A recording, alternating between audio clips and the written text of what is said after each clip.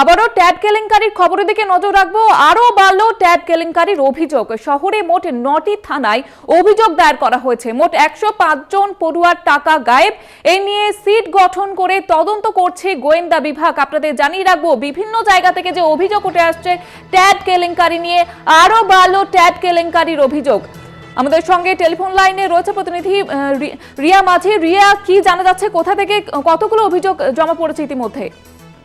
দেখো, তোমাকে জানিয়ে রাখবো যে শুধু জেলা নয়, এবার শহরেও ট্যাব কেলেঙ্কারির রমরমা। কারণ তোমাকে জানিয়ে রাখবো যে একাধিক থানায় ইতিমধ্যেই কিন্তু সেই অভিযোগ দায়ের হচ্ছে একে একে। যেটা দেখা গিয়েছিল, গতকাল অব্দি 6টি থানা ছিল, যেখানে যাদবপুর, কসবা, সরসুরা, মানিকতলা, বেনিয়াপুকুর, ওয়াটগঞ্জ ছিল, এবং আজকে আরো 3টে থানা বাড়লো, যেখানে দেখা যাচ্ছে যে গলফগ্রিন থানা, জোড়াবাগান থানা এবং ভবানীপুর, এই 3টে থানায় কিন্তু অভিযোগ দায়ের হয়েছে। এবং সব মিলিয়ে টোটাল যে স্টুডেন্টের সংখ্যা, যেটা দেখা যাচ্ছে যে 105।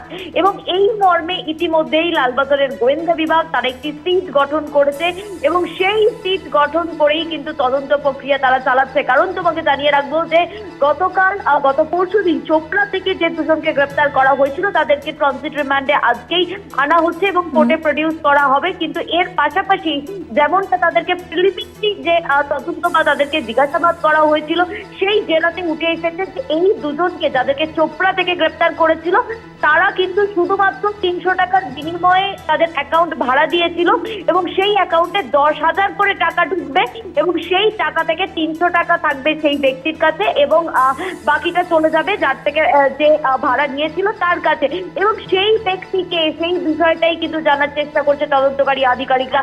এই মুহূর্তে কিন্তু বিভিন্ন জায়গায়, শহরের বিভিন্ন জায়গা এবং চোপড়ার সেখানে যে অ্যাকাউন্ট ভাড়া নিয়েছিল, সেই যে লিঙ্ক, সেটা কিন্তু ইতিমধ্যেই পুলিশ পেয়েছে, এবং সেই জায়গাতে তারা তল্লাশি অভিযান চালাচ্ছে বলে এমনটাই সূত্র মারফত খবর পাওয়া যাচ্ছে। তবে সিট গঠন হয়েছে এবং সেই সিটই কিন্তু তদন্ত করছে বলে এমনটাই জানা যাচ্ছে।